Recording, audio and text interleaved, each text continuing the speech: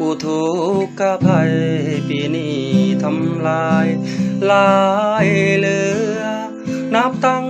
แต่เมืองสำเนืออุดมใสบ่อแก้วหลวงพระบางเสียงควางคำมวลสวรรค์นาเขตน้ำไหลท่วมทางนครปากเซก็บ่เว้นห่างตามเมืองต่างๆแคมเซแคมคอแขวงอัตตปือทินนี้เขาเหลือหลาย23 เดือน7 ปีกายนำพังทลายสนามใสไหลลงน้ำตาเอือดแห้งบ่ทันเท่าใด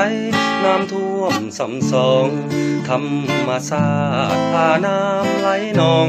สงสารพี่น้องสาวลาวคนหาจำจากครอบครัวจำพา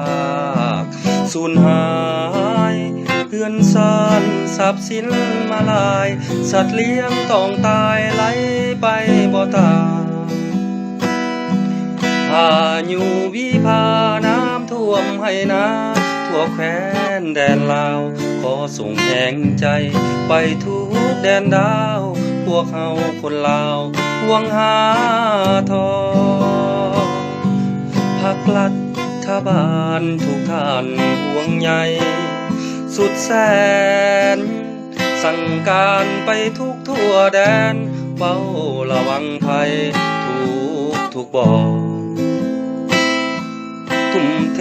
ใจกายทุกหน่วยหับใสบ่ได้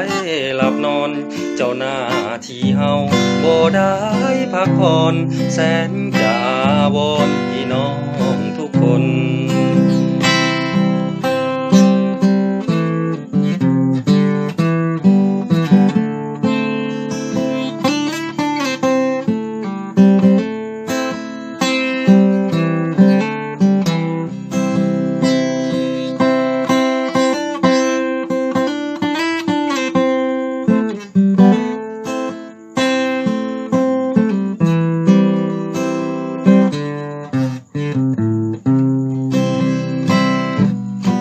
รัฐบาลทุกท่านห่วงใยสุดแสนสั่งการไปทั่วแดนเฝ้าระวังภัยในทุกบ่อ